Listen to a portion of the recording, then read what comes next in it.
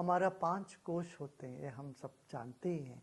अन्न रसमय कोश पहला शरीर है।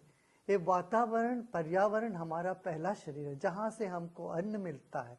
हमारे 5 इंद्रियों के लिए जो खुराक है, भोजन है, वो वातावरण से हमको मिलता है।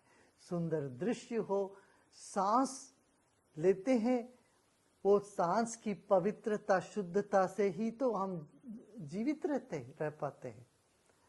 इसलिए हमें ये 5 भूतों को सम्मान करना पड़ेगा, सम्मान से रखना पड़ेगा, तभी हम जीवन में सुखी हो सकते हैं, समाज चल भी सकता है, दुनिया टिक सकती है। इसलिए बहुत आवश्यक है हमको तत्व ज्ञान होना चाहिए। तत्व क्या है? यही 5 महाभूत, ये 5 तत्व है। पृथ्वी तत्व, जल तत्व, अग्नि तत्व, वायु तत्व, आकाश तत्व। ये 5 तत्वों को हमें शुद्ध रखना है और इस पर हमें गौर देना पड़ेगा।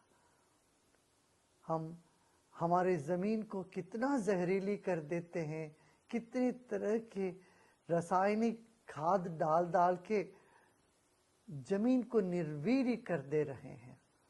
हम इसको बंद करें और नैसर्गिक खेती करें।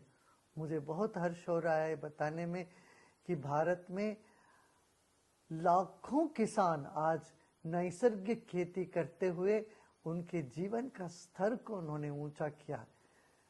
ये भ्रम है कि समझना कि नैसर्गिक खेती से हमें मुनाफा नहीं होगा, हमको लाभ नहीं होता है, नुकसान होता है। ये गलत है, ऐसा नहीं है।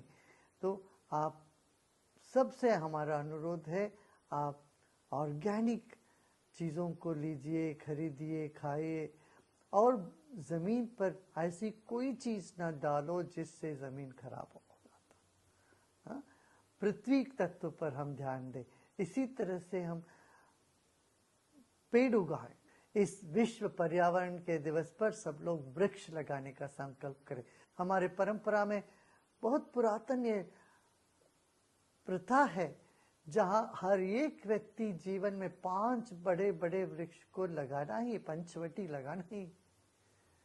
तो इसलिए हर व्यक्ति ये संकल्प ले, आज हम 5 वृक्ष लगाएंगे।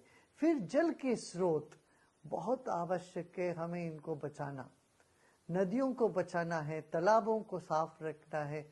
इन सब पर हमें विशेष रूप से ध्यान देना है, काम करना पड़ेगा।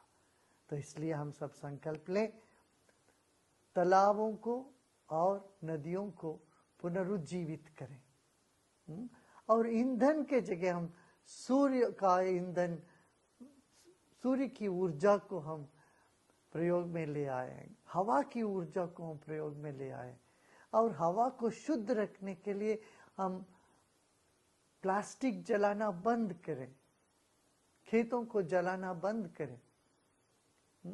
इस तरह से हम एक प्रगतिशील उद्देश्य को ले, इसलिए हम एक प्रगतिशील काम करें ताकि हम पर्यावरण को संरक्षण कर पाए। और पृथ्वी माता है, भूदेवी है।